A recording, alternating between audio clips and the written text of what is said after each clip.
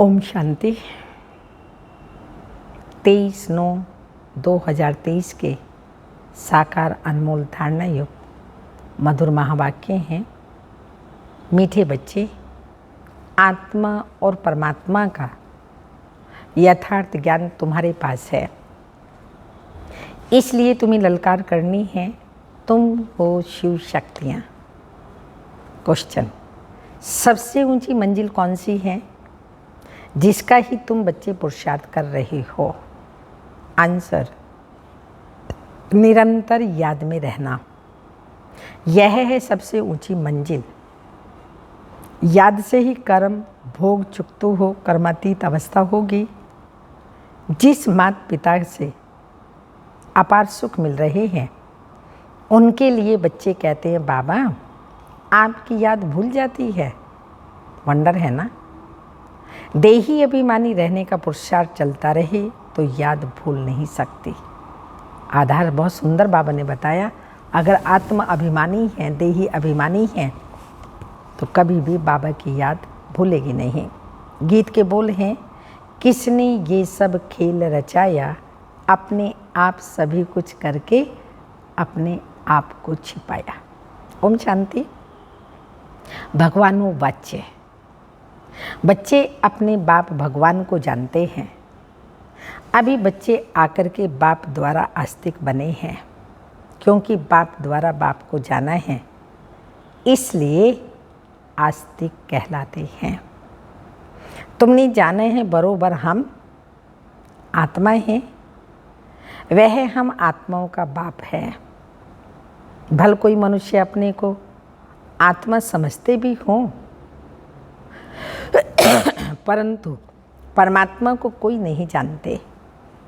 जब बाप खुद आकर बच्चे पैदा करे और उनको अपना परिचय दे तब तो जाने।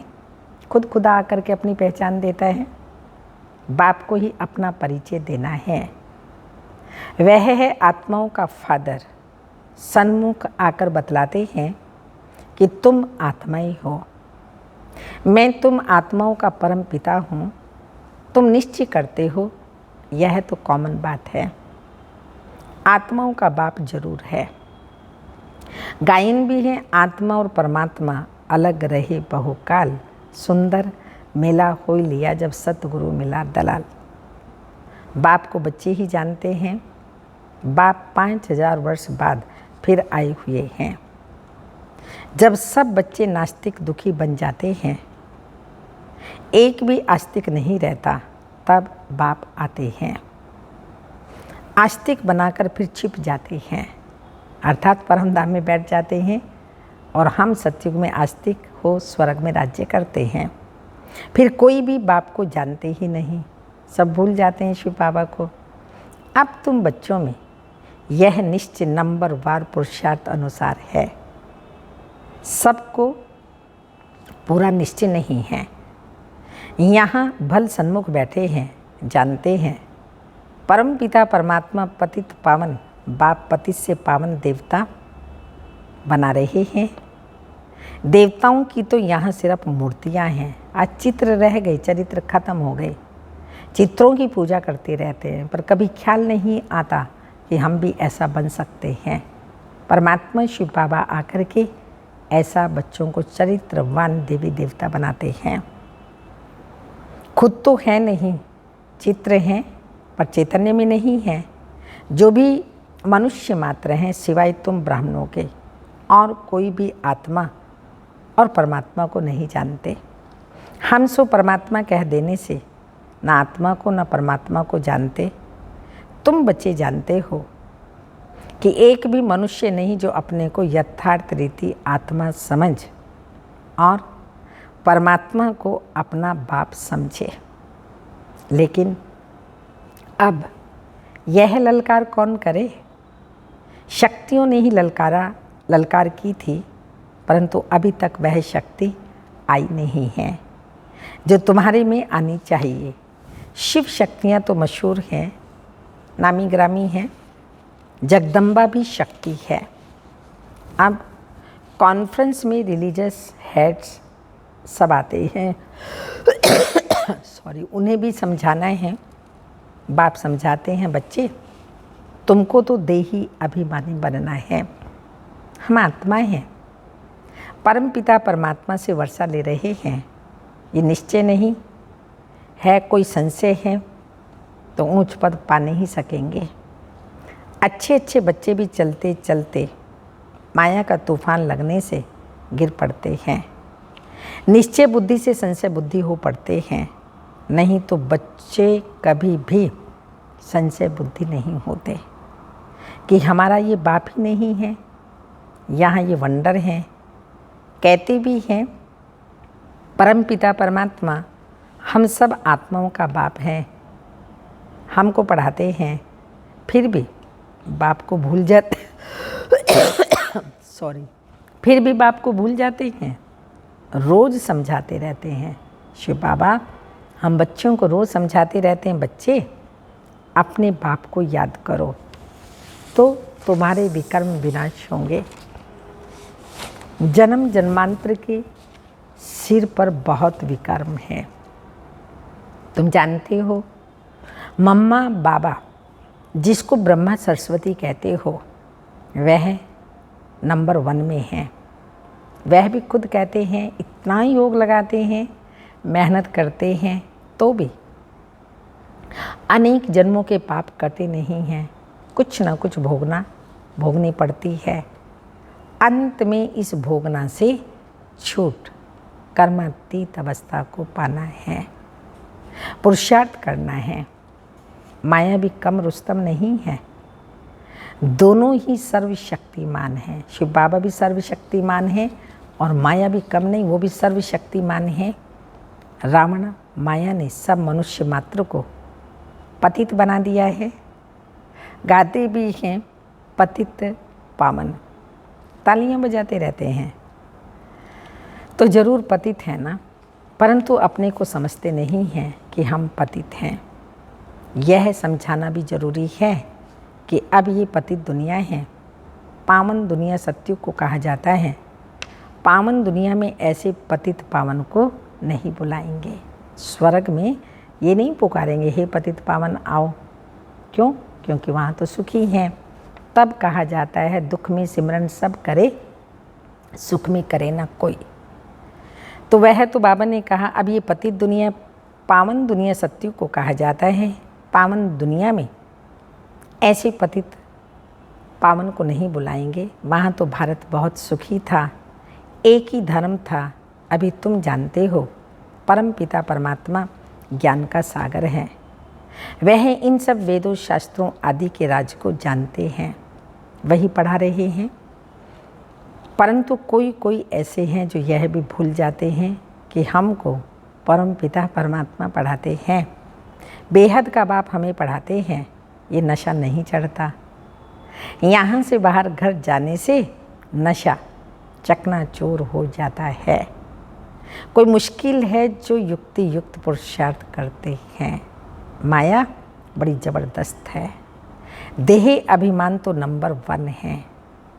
बाबा ने समझाया अपने को देही समझो, हम आत्मा हैं, इस शरीर द्वारा हम कर्म करते हैं, अपने को परमात्मा तो कभी नहीं समझना। बाप कहते हैं मैं तुमको पति से पावन बनाने आया हूँ, मुझे घड़ी घड़ी याद करो। परंतु बहुत अच्छे अच्छे बच्चे भी बाप को याद नहीं करते और फिर सच भी नहीं बतलाते। चार्ट जो लिखकर भेजते हैं उसमें भी झूठ, सच्चा चार्ट लिखते नहीं। बाबा समझाते हैं अपने को आत्मा समझो, हम आत्मा 84 जन्म पूरे कर अब बाबा के पास जाती हूँ, परम धाम में बाबा के साथ बाबा के पास जाती हूँ। सवेरे उठकर बाबा को याद करो तो उनका नशा सारा दिन रहेगा। मनुष्य धन कमाते ही तो नशा रहता है ना, आज इतना कमाया, यह भी धंधा है, व्यापार है, तो उसमें कितनी मेहनत करनी चाहिए। बाबा अपना अनुभव बतलाते हैं कितनी मेहनत करते हैं। सवेरे उठकर अपने से बातें करनी है। अब पाठ पूरा हुआ, अभी हम गए कि गए, फिर 21 जन्म राज्य करना है कितना मीठा, कितना प्यारा, वंडरफुल बाबा है। ऐसे बाप को कोई भी मनुष्य मात्र जानते ही नहीं हैं। बाप आकर बच्चों को अपने से भी ऊंच ले जाते हैं और बच्चे फिर बाप को सर्वव्यापी कह अपने से भी नीच ले गए हैं। इसलिए बाप कहते हैं तुम बहुत दुखी बन पड़े हो। मैं तुम बच्चों को ब्रह्मांड और विश्व दोनों का मालिक बनाता हूँ और फिर तुम बच्चे मुझ बाप को सर्वव्यापी कह देते हो। ये भी ड्रामा का खेल है। अब बाप डायरेक्शन देते हैं, ऐसे ऐसे समझाओ। लक्ष्मी नारायण आदि देवी देवताएं 100% सॉल्वेंट बुद्धि थे, अब नहीं है। फर्क देखो कितना है। कहाँ भारत स्वर्ग था, अभी नरक है। ये ज्ञान कोई भी मनुष्य में नहीं है। तुम बच्चों में भी वह ताकत नहीं है। क्यों ताकत नहीं है? क्योंकि बाबा कहते देही अभिमान बहुत है। देही अभिमानी को तो धारणा होनी चाहिए। बाप डायरेक्शन देते हैं, ऐसे ऐसे ललकार करो। आत्मा क्या है, परमात्मा क्या है, कोई को पता नहीं है। तुम जानते हो हम आत्मा बिंदी हैं। हाँ, हमारा बाप परमात्मा भी बिंदी है। वह नॉलेजफुल पतित पावन है, जन्म मरण में नहीं आते हैं। हम आत्मा ही जन्म मरण में आते हैं। परम पिता परमात्मा कहते हैं मेरा भी पार्ट है, मैं भी आता हूँ तो सबको सुखी बनाकर फिर क्या करता हूँ, निर्वाण धाम में बैठ जाता हूँ। मनुष्य बूढ़े होते हैं तो वानप्रस्थ में चले जाते हैं, परंतु अर्थ नहीं समझते। वानप्रस्थ माना वाणी से परे स्थान। वाणी से परे स्थान है निर्वाण धाम, जहाँ कोई वाणी व आवाज़ नहीं है।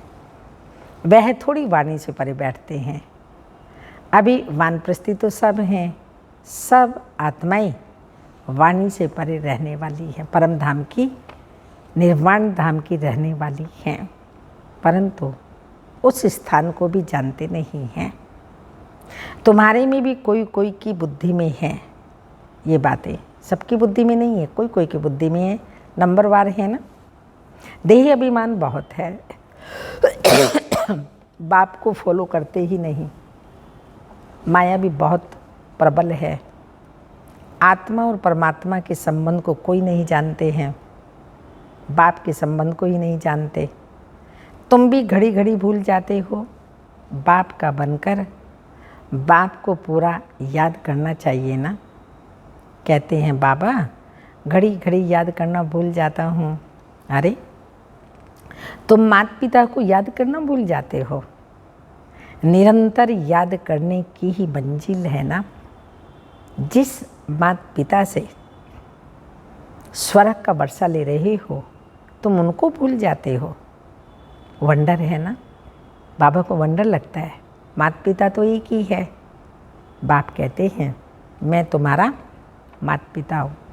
अनेकों में बुद्धि चली जाती है, एक को याद करना मुश्किल लगता है। तो बाबा ने कहा मैं तो एक ही हूँ ना, तो मुझे वंडर लगता है जो एक को भी याद नहीं कर सकते। ये बड़ी गुह्य बातें हैं। जगदम्बा माता है, परंतु नहीं, वह तो साकारी है ना। तुम माता पिता गाते हो निराकार को। ये सब बातें पहले नहीं बतलाते थे। दिन प्रतिदिन गुह्य बातें सुनाई जाती हैं। कोई भी बात ना समझा सको तो बोलो बाबा ने अर्जुन सुनाया नहीं है। बाबा से पूछेंगे, दिन प्रतिदिन बहुत नई नई पॉइंट्स मिलती रहती हैं। नॉलेज तो बहुत बड़ी है, समझने वाले कोई समझे। पढ़ते पढ़ते थक जाते हैं। आजकल बाबा ये पॉइंट बहुत बोल रहे हैं। बच्चे पढ़ते पढ़ते थक जाते हैं। बाबा को लिखते मैं नहीं चल सकूँगा, तंग हो गया हूँ। तंग होकर पढ़ाई को छोड़ देते हैं। विकार में जाते हैं तो पढ़ाई छूट जाती है। ये पढ़ाई ब्रह्मचर्य की धारणा से ही होगी। अगर ब्रह्मचर्य को तोड़ा तो धारणा नहीं हो सकेगी। दूसरे को कह नहीं सकेंगे कि काम महाशत्रु है। बुद्धि का ताला बंद हो जाता है। मंजिल बहुत ऊंची है। सन्यासी तो गृहस्थ धर्म को छोड़ भाग जाते हैं। वो हैं हठ योगी सन्यासी, और यह है राजयोग। बाप ही आकर राजयोग सिखलाते हैं। हठ योगी कभी राजयोग नहीं सिखला सकेंगे। ये बात पूरी समझाने का ढंग नहीं आया है। उन्होंने है हठ योग संन्यास। वह पतित को पावन नहीं बना सकते। तुम्हारा तो है बेहद का संन्यास। वह हद का संन्यास तुम्हारी बुद्धि में है कि हमारी 84 जन्म पूरे हुए हैं, अब हम वापस जाते हैं। ये बेहद का संन्यास बुद्धि से किया जाता है। उनका है हठ योग कर्म संन्यास, तुम्हारा है राजयोग कर्म योग, जो भगवान ने सिखलाया है। अभी तुम अच्छी रीति समझा सकते हो कि वह है हठ योग और यह है राजयोग। शिव को भी कोई समझते नहीं। जैसे आत्मा बिंदी, वैसे शिव भी बिंदी है। बिंदी का निशान भी भ्रकुटी में ही दिया जाता है और कोई जगह बिंदी नहीं देंगे। भ्रकुटी में ही बिंदी दी जाती है। आत्मा भी यहाँ ही निवास करती है। भ्रकुटी में आत्मा रहती है। सुहाग की निशानी, विजय की निशानी सब यहाँ मस्तिष्क में ही देते हैं। ये किसी को भी पता नहीं है।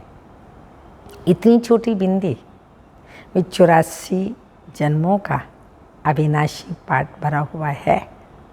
ये कितनी डीप बातें हैं। कोई को समझानी आएंगी नहीं। रियलिटी में समझाना है।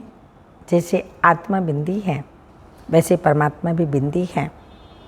अगर दूसरी आत्मा आएगी तो वह भी बाजू में आकर बैठेगी ना। ब्राह्मण में आत्मा को बुलाते हैं। आत्मा आकर बोलती है, हमने फलानी जगह जन्म लिया। कोई कोई आत्मा ऐसे बताती है, तो वह आत्मा आकर कहाँ बैठेगी? बाबा ने कहा भ्रकुटी में ही साइड में बैठेगी। क्या माथे में? उनमें अपनी भी आत्माएं है ना। तो बाप कहते हैं मैं भी बिंदी हूँ। मुझे परम पिता परमात्मा कहते हैं। उनकी महिमा बड़ी भारी है। शिवाय नमः। ये किसने महिमा की? आत्मा शालिग्राम ने। तो जरूर वह अलग है। दुनिया इन बातों को जानती, दुनिया इन बातों को जानती नहीं है, तुम जानते हो। उनका एक ही नाम है, परमात्मा का शिव। ब्रह्मा विष्णु शंकर को ब्रह्मा देवताय नमः, विष्णु देवताय नमः कहेंगे। उनको शिव परमात्मा नमः कहेंगे तो शिव ऊंच ठहराना। ये बातें तुम समझ सकते हो। ये नॉलेज भी तुमको अभी है। सतयुग त्रेता में नहीं होगी, ना कलयुग में, ना द्वापर में थी, अभी है। तुम्हारा यह हीरे जैसा जन्म है। देवताएं तो प्रारब्ध भोगते हैं। यह प्रारब्ध देने वाला बाप वंडरफुल है। ऐसे परलौकिक बाप का कितना रिकॉर्ड रखना चाहिए। बुद्धि योग इस ब्रह्मा से नहीं, उनमें रखना है। वह बाप पढ़ाते हैं इस द्वारा। ये नहीं पढ़ाता, इनके द्वारा शिव बाबा पढ़ाते हैं। ये शरीर लोन लिया है। सारी सृष्टि में कितना बड़ा मेहमान है शिव बाबा। पूरी सृष्टि में परम धाम से मेहमान बन करके आए हैं। शिव बाबा परम धाम से आते हैं। कितना बड़ा भारत का मेहमान है। कहाँ से आया हुआ है? उन मिनिस्टर आदि को कितनी इज्जत देते हैं। ये गुप्त वेश में कितना बड़ा मेहमान पतितों को पावन बनाने के लिए आया है। अच्छा, मीठे मीठे सिक्की लदे बच्चों प्रति माता पिता बाप दादा का याद प्यार। Good morning, diamond morning. रूहानी बाप की रूहानी बच्चों को नमस्ते। हम रूहानी बच्चों की रूहानी माता पिता बाप दादा को याद प्यार। Good morning, diamond morning. ओम नमस्ते। धारणा के लिए मुख्य सार है, सवेरे सवेरे उठ याद में बैठ कमाई जमा करनी है, अपने आप से बातें करनी है, देही अभिमानी हो रहना है। सेकंड पॉइंट, राजयोग कर्मयोग सीखना और सिखलाना है। कभी भी तंग होकर पढ़ाई नहीं छोड़नी है, बाप का रिगार्ड जरूर रखना है। वरदान, बाप समान बेहद की वृत्ति रखने वाले मास्टर विश्व कल्याणकारी भव। बेहद की वृत्ति अर्थात सर्व आत्माओं के प्रति कल्याण की वृत्ति रखना, यही मास्टर विश्व कल्याणकारी बनना है। सिर्फ अपने व अपने हद के निमित्त बनी हुई आत्माओं के कल्याण अर्थ नहीं, लेकिन सर्व के कल्याण की वृत्ति हो। जो अपनी उन्नति में, अपनी प्राप्ति में, अपने प्रति संतुष्टता में राजी होकर चलने वाले हैं, वह स्वकल्याणी हैं। लेकिन जो बेहद की वृत्ति रख बेहद सेवा में बिजी रहते हैं, उन्हें कहेंगे बाप समान मास्टर विश्व कल्याणकारी। स्लोगन, निंदा स्तुति मान अपमान हानि लाभ में समान रहने वाले योगी तो आत्मा हैं। निंदा स्तुति मान अपमान हानि लाभ में समान रहने वाले ही ज्ञानी तो आत्मा हैं। अव्यक्त इशारा है, समय प्रमाण लव और ला का बैलेंस रखो, लेकिन लव में भी लव महसूस हो। इसके लिए आत्मिक प्यार की मूर्ति बनो, तब हर समस्या को हल करने में सहयोगी बन सकेंगे। शिक्षा के साथ सहयोग देना ही आत्मिक प्यार की मूर्ति बनना है। ओम शांति।